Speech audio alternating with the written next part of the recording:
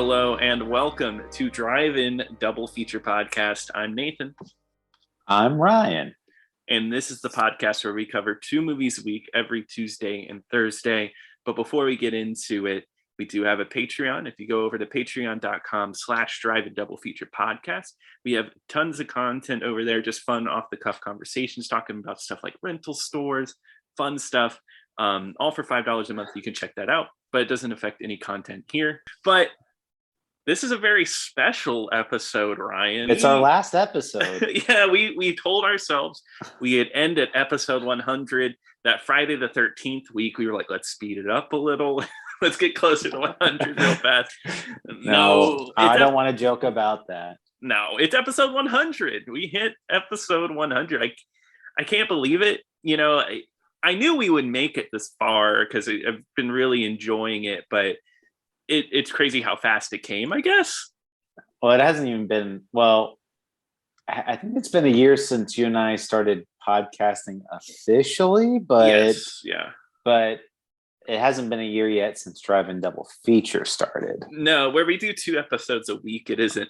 You don't, you know, it goes by a little fast. But yeah, I mean, it has been a year of us recording. I guess since we're here at the 100 episode mark, what are some favorite movies that you've seen that we've talked about? It could be ones you've already seen, or any new finds. Godzilla. Godzilla, of course. Yeah. No, that's the thing. Like, I wanted to ask you new ones because I would answer the same way. I'd be like, oh yeah, Body Double. No, okay. So new to me movies, because I mean, you know, like I've always loved Police Story and Godzilla, but ones that like actually were new to me. One huge one is King Solomon's Mines. I absolutely loved that one. Ben, I'd never seen Ben, loved it. Yep. Dark Star, it's huge, and probably one that I would have never have watched if it wasn't for this show was The Cool and the Crazy. That's the one I always think about. The Cool and the Crazy is, I think, a hidden gem. It really is. That's one I like. I'm like, that was a really great movie we got to check out. What about you? What were some of your favorite new to you movies? New to me, Trouble in Mind is one that comes to mind. Really great noir that kind of hit the right spots. I really liked Hooper from Burt Reynolds month, and when we did that, Hooper was a huge surprise. I recommend checking out that episode. I think it's a great episode. Invasion USA. I wouldn't say it's like a great movie, but I really enjoy that one. And Mothra. And Mothra and all the Godzilla movies, honestly, because I've never seen any of them. It's really cool to get to that. Godzilla is actually on my ranking list, which we'll go into at another point, is my highest ranked new movie that I had never seen. Body Double and Akira beat it for me, but Godzilla sits at a nice number 3. So did you not know? I mean, you saw Mothra, I guess, in one of that newer Godzilla movie, but did you? Yeah. Or did you not know anything about Mothra before watching? I knew about Mothra. I seen like the 90s one, I believe, on HBO when I was a kid, and I knew of Mothra. I thought Mothra was cool. I don't know. I always did, but I just never watched it. So, but now it just put her on a whole new level. Yeah, it really did. But Brian, what is the worst movie we have covered on the show? Oh, I think that's an easy one. Wired is one of the worst movies I've ever seen in my life. Yeah, this is one that we talked about many times. Like, it'll be quite a day when Wired gets beat out as the worst movie. Or you know what I mean? Yeah. Well, I mean, there's some that's like Jesus Bro was really bad. Mac and Me was really bad. But I mean, like those, it was bad for like different reasons. Like Wired is like bad for all the wrong reasons, where it's like, it's like, it's trying to insult a dead man's legacy and make him look like a total pathetic loser. Yeah. And it's just, it's like one of the most insulting movies I've ever seen. It really is. We really, episode number 2, we did it right. We were just like, let's do something. Yeah. Well, who knew? Who knew? Yeah. But it's been a great time though. If you have any favorite episodes or anything, send us an email over at driveindoublefeaturpodcast@gmail.com. We'd love to hear from you. Yeah, we've gotten a couple. Let us know. Yeah, exactly. But I guess we'll go ahead. We'll move into 100, and it's a big number. What are we going to pick? Well, my fiance actually came up with the idea that we should do a 100-year-old movie. We should cover a movie that hit 100. And this is one I've wanted to do for a while, and that's Häxan, which is from 1922. It's a silent movie,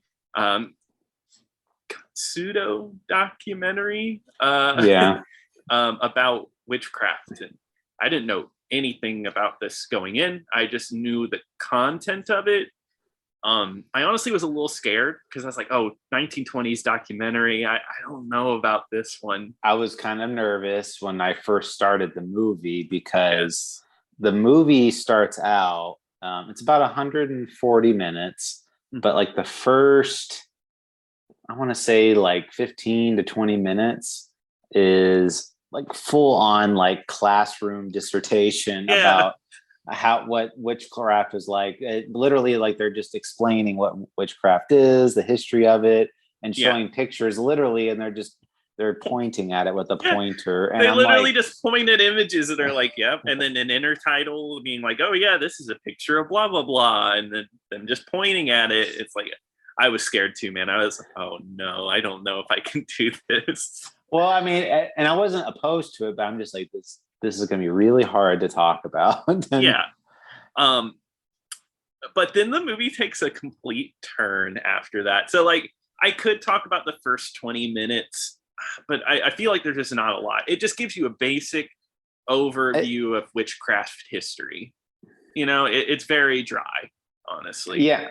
The pictures are good though. I mean, it's like it does show like hand-drawn pictures from old textbooks and of what it looked like. It shows demons and the devil being depicted with like how people, like I guess how witches would worship the devil in some way. But there was that, and then another cool shot was they're like, oh, this is how Egyptians pictured the night sky, and it's like it's being held together by these little columns, and so that it's interesting, but it doesn't make for exciting film content. Definitely, literally, like watching it like a classroom, like your teacher explaining what this is. Yeah, pretty much. But then it goes full creativity mode for pretty much the rest of the movie. I personally, I really liked this movie. I got really ecstatic because the imagery here is absolutely insane. And I can't believe, it just shows that then before Hollywood, the Hollywood code and everything, you literally could do whatever you wanted. This isn't a Hollywood film in the first place, but still they had standards. But yeah, this crazy nudity, Satan, special effects, butt kissing, everything you could want out of a movie is in this. Yeah. Well, we should say this is a movie from Denmark. Yes. It's a Danish movie. So it's they're a lot more, they're a lot less conservative with showing these types of imagery. It definitely takes a turn because it shows like recreations of there's like one where like a lady buys a love potion from a witch, and then she gives it to a monk, and he just kind of like chases her around the room like, oh, like I'm gonna get you, like real playfully, like. Yeah, but I think it's so funny how this woman found this monk so attractive to give him a love potion, because the way he's eating with his mouth open, he's got like dribble and everything, but she's just like, all right, I'm gonna get this guy. Well, I was wondering, like, did she actually find him attractive, or was it just more of like a money since thing? He was well, I thought it was more like, since she was a witch, maybe that since he was a man of God, like maybe she just was a changer, get him to like break his celibacy vow or something. Who knows? Gotcha. That is possible. That is true. There was other really cool imagery in that scene where so it starts out like with a witch looking woman, and she's got like this big pot of live snakes and frogs. Yeah. And then that goes on for a little bit, but just the look of it is really nice. We watched the Criterion version of this, and it's like really cleaned up. I tried watching this on YouTube, and it was very blurry. It definitely wasn't the same copy, but this one, like it looks really nice, and just like the way it's tinted and everything, especially in that scene, it's very brown, very dark here. It always amazes me because you and I watched a movie a while ago, Passion of Joan of Arc, which is also a movie from the 20s, which it always amazes me that movies that are 100-year-old like still look like they're able to look this good. I mean, and I've seen documentaries in the past where people are like just tirelessly just cleaning up these movies, and just like how many hours it takes, and they have to go frame by frame and clean up everything.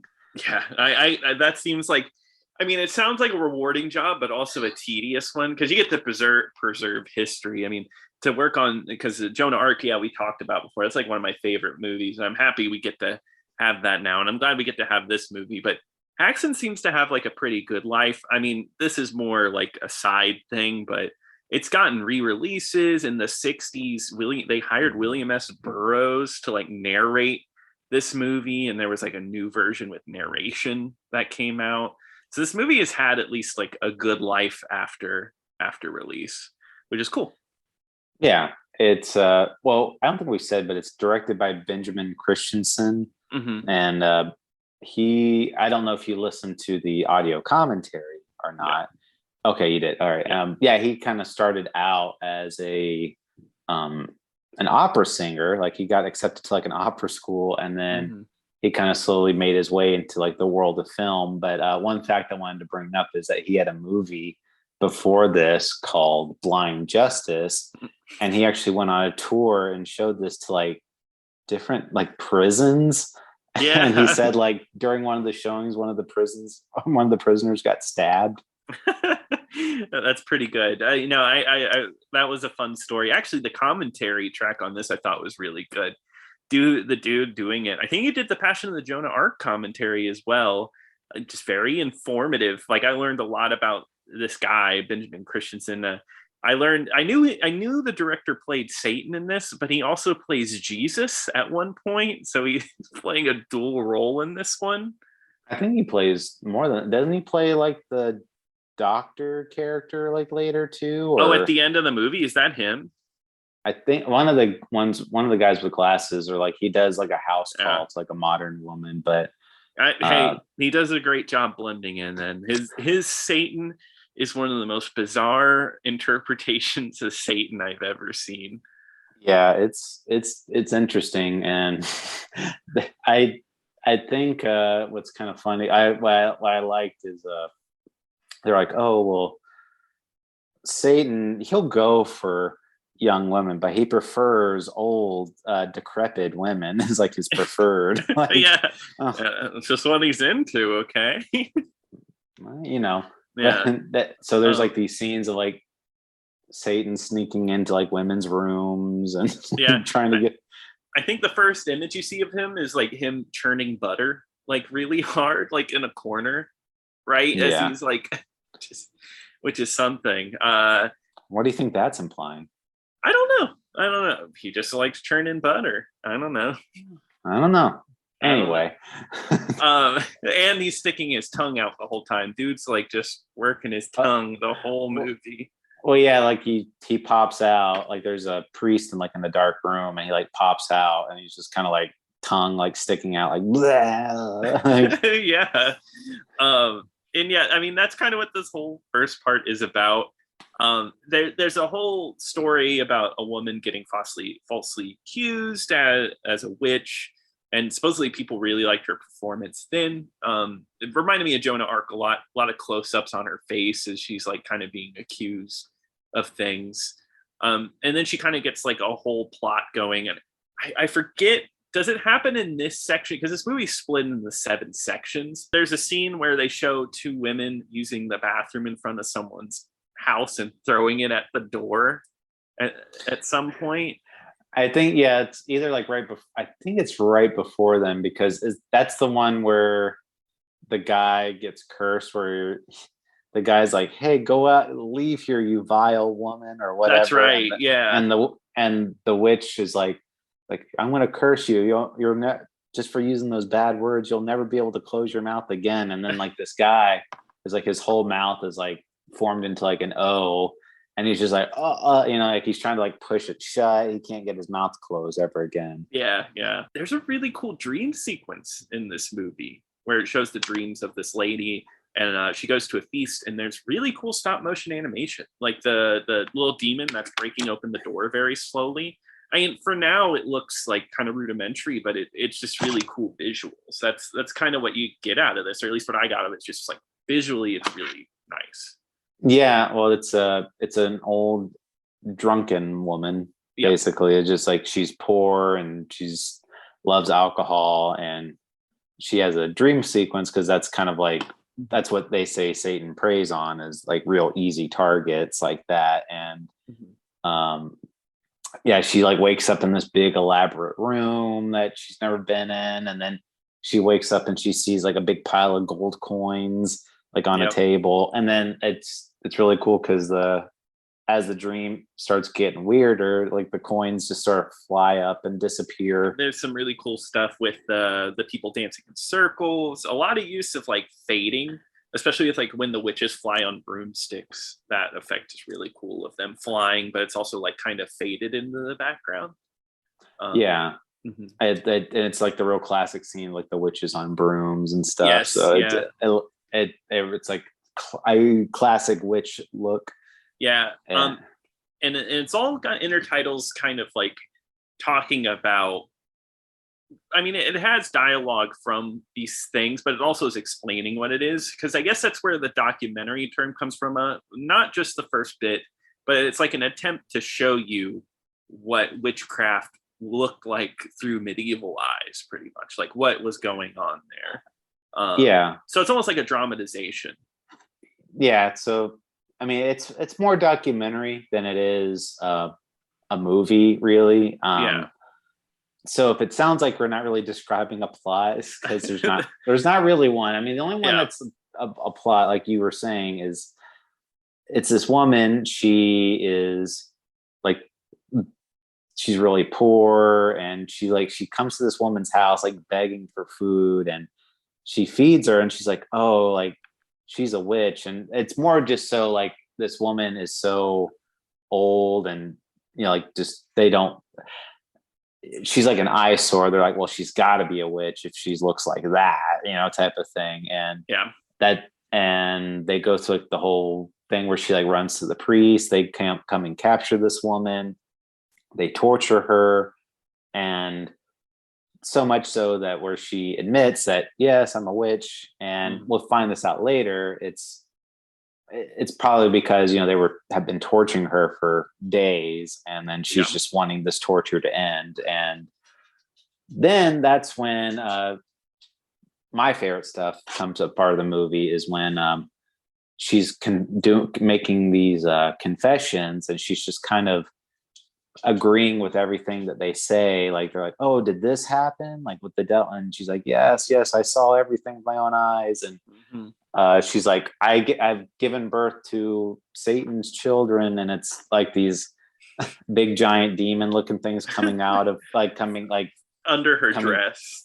Coming out from under her dress. Like it's like a sequence like that. There's another one where there's like these witches in this field, or not field, I guess, like it's like a dark campsite. Yeah. And it's like all these demons are there with them, and the demons in this scene look great. The makeup on them, I think they look awesome. They all like don't have a very like, you would imagine that the demons would all look very similar, but no, they have like different kinds of faces, and they're all playing instruments. It is, I don't know, it's really nice to look at. But they do some crazy things. I'll say that. Yeah, there's one where it's very clearly a doll, but there's one Yeah. scene where it's like this like baby doll looking thing is like leaking blood, and then they just throw the baby into a pot. Yeah. And um, the one way they say they these people acknowledge that they're following the devil is that they kiss the devil's butt, yeah. literally. Yeah, they like and actually do it. and there's a scene where he's in a costume, so he's not actually a thing, but he bends over, and then there's women are just lining up and just Puckering up. pecking, leaving a peck on his cheek. Yeah, yeah. It's not too gross, but it's imagery I'm like very surprised to see from this movie. and And they and set it then up. and then it cuts to him churning butter again. Yes, yeah, very rapidly he churns that butter. He just gets his power from butt kisses. I don't know. um, but another part, like later on in this movie, that I think is cool. That when I was watching it, I was like, "Oh, they could make a whole movie about this." And then I remembered there is a movie about this, and that's the nuns' mass hysteria that happens. They talk about that a little bit in the convent, which Ken Russell's The Devils is based off of that same story. Oh, okay. I haven't Yeah, seen that. I haven't seen it either, but I know of it. And yeah, I mean, it was based off a thing where like one nun said she was possessed, and then all of a sudden, all the nuns are possessed and doing crazy things. So I thought that was pretty cool. God, what a hard movie to talk about. It's hard because this movie is so heavy on imagery, and the only talking parts, well, talking for a silent movie, Yeah. that is just them kind of giving you a play-by-play of what's going on. So Yeah, exactly. The end of the movie, where I think this movie falls apart a little bit for me. I think it because it kind of loses its steam, but I get why it's there. This is when it gets a little more talky in quotations, and I guess more intertitles. It's explaining what the witchcraft phenomenon could have been. It was probably hysteria, was what they called it then, and it kind of just goes over modern hysteria, different syndromes that women could have now, and specifically on women. yeah, it's a lot of these mental illness episodes, Mental illness, yeah. And it's just I guess back in the day, so this is like, well, I mean, we're talking like really early, like 14th, 15th century type of stuff. So people are still trying to figure out what's going on in the world. And they attribute a lot of this stuff to that when the Bible was first created. And and then you had the printing press, and like when the text became movable, because if you wanted to actually read the Bible, you actually had to like go somewhere to read it, and you couldn't get movable text. So once the Bible became more mainstream and more well read, religion became a lot more prominent in communities, and a lot of communities base their communities on religion. So anybody who wasn't following a lot of these religions to a T, they would just be murdered in some sort of way and just be kind of attributed to a witch. Or like they say at the end of this movie that, if you know somebody that might be like bipolar, or I might be schizophrenic by today's standards, now there's treatable methods that we can give those individuals. But back in the day, it's like, oh, this person's obviously a witch. Have you seen how crazy they're acting? And exactly, yeah. And they would either be tortured into admitting that they're a witch, and even if they did admit they're a witch, they would be murdered afterwards anyway. So yeah, because they even talk about that in the movie, the classic. To find out if they're a witch, if they drown, they're not a witch. If they if they raise up, they are a witch, and we're gonna burn them, kind of deal. It's kind of like it's like, oh well, if they're like, oh well, we're gonna push this person in the water. If they sink and drown, well, at least they're with God now. And if they don't, then they're definitely a witch. Yep. Damned if you do, damned if you don't. Pretty much. And and a lot of this stuff too, they attribute a lot of this stuff in the commentary to, he's like uh Benjamin Christensen is trying to make a statement on it, but he even says himself that he is a religious individual. He believes in the God and the devil and those sorts of things. So it's not him. It's not him, trying to be like satanic or him being an atheist or some sort. It's, he is somebody that, does believe in religion, but he's more pointing out like some hypocrisies that are in like the church. And one thing he does do that is the sequence with the demons is that a lot of those actors that were portraying the religious figures that were accusing these women also play the demons in this role, which is kind of saying like, who's the real enemy here? It's not it's not these women, it's these people that are accusing these women. Yeah, definitely. I mean, this movie plays that the whole time. There's a sequence with one woman in particular who's tortured for so long, and it's almost like a good cop, bad cop kind of deal. And it really does not paint the Inquisitors in a very bright light. It makes them almost conniving, willing to push people to the furthest edge to get exactly what they want, so they can say there's witchcraft and kill them. And he's willing to point that out. And I mean, that's the thing. I mean, that's what it was the 1900s. So hundreds of years of progress get you. So yeah, but it's still relevant though today. That's true. Because I mean, if you watch, I mean, you and I both have seen, I'm sure, true crime documentaries in the past where it's like they do these same type of interrogation methods where, I've seen some in the past where they get somebody they suspect to be a murderer or whatever, and they just put them in this room for like 16, 24 hours. And then they're so mentally exhausted. They won't let them sleep. They won't let them eat or anything. And they're just like, I'll admit to anything. Just let me leave this room.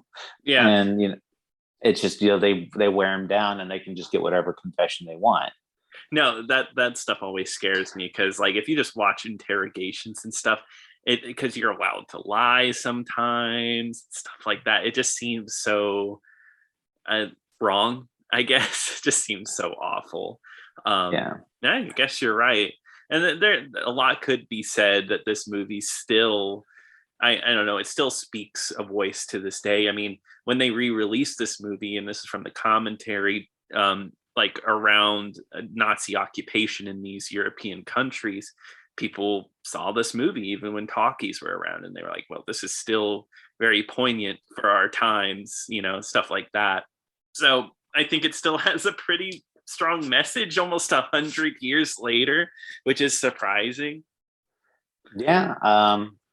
I want to go back though, and I do want to agree with the one point you made is the third part of this movie is probably my least favorite part of this movie, where they go into one, it's like it's very brief. They don't really give a whole lot of details, and it's just them showing how different torture devices work and on these women. And there's a lot of sequences I think go on for too long, and they're not really that interesting to look at. And after just being like all submerged in amazing, just fantastical imagery, to go into something so real, it didn't feel right. And it has the line of, they show the torture device and the intertitle's like, I would confess to anything if I was in that too, wouldn't you? And it's like, yeah. Well, yeah, and even there's one where it's like this finger torture device. Mm-hmm. And he even said, like, one of my actresses insisted on doing it. You won't believe what she confessed to just after a minute of being in this thing. Yeah, it's so lame. But yeah, I mean, I get what he's trying to do in the third part, because he does, it's like making an argument, like, hey, this is what it could have been. But yeah, it doesn't work. Like, there's a really long sequence of the kleptomaniac, which, I mean, it's cool that, that in the 20s, they're like, yeah, kleptomania is like, can be a mental illness. But it just goes on for so long.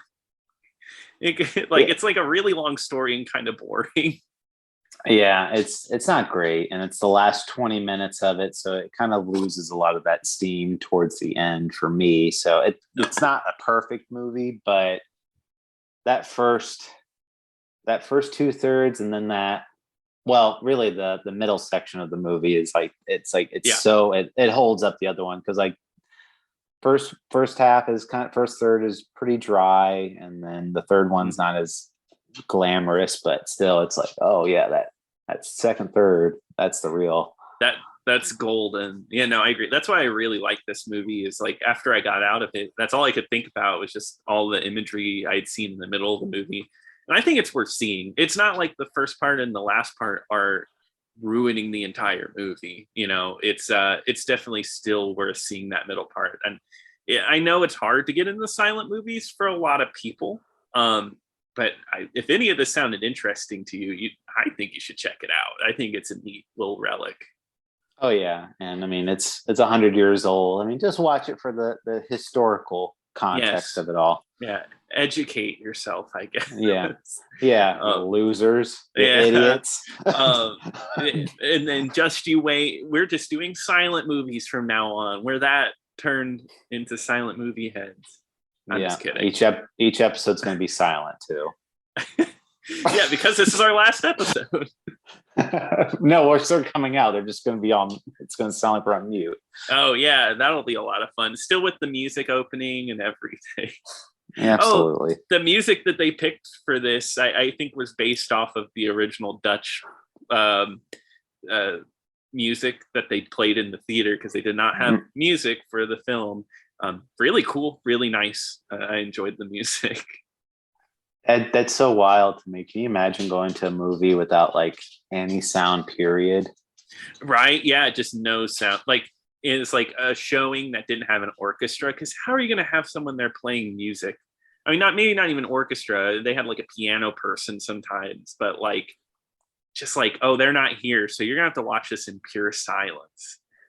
I mean, that's all they had then. So that was like, okay, yeah, that's fine. But now I gotta have the music for a silent movie. It's tough otherwise. It would be, because there was one movie I remember. Oh, I think it was Passion of Joan of Arc. They actually had like a trackless version. I'm just like, I can't watch this. Yeah, I listened to every soundtrack on that Criterion, but the silent version, I did not do it. It's hard. It's hard. Just from a modern standpoint, I wish I could say I could, but I can't.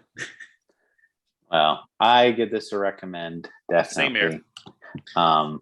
But on a personal note, though, I want to say, Nathan, this has been a really fun experience for me. I'm glad we were able to make it to 100 episodes. I always, because you're the one that approached me about doing podcasting before. I mean, we had another iteration a long time ago at the beginning of 2021, which didn't end up working out. But you and I were able to make something, and it's just as fun as it was the first episode. And I'm glad we get to do this together. Yeah, no, I'm really happy we got to do this together.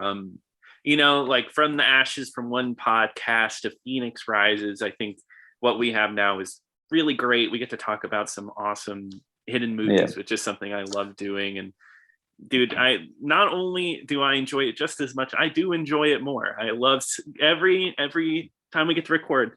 It's fun, and I'm happy to do this.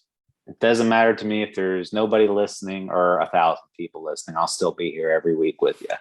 Yeah, exactly. Except for when hurricanes come through. Hey, no, we didn't. They're right. You're right. We record through hurricanes, people. That's true. We're here. We're here from you, even if you're not. Yeah. Well, whoever heard that, they're here, I guess.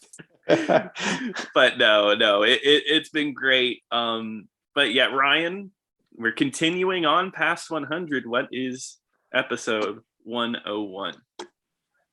Well, we're going to give you a 101 on zombie movies. And Nathan, I have something to tell you. What's that? They're coming to get you, Nathan. I don't.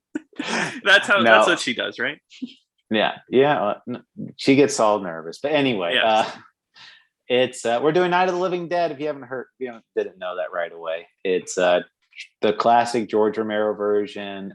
It is public domain, so it is not hard to find at all. You can find it literally anywhere: YouTube, Tubi, HBO, or Second Life, Criterion. You could probably just find it on some sketchy websites, probably on somebody's MySpace page somewhere. Who knows? Probably, it automatically plays when they click on their MySpace profile.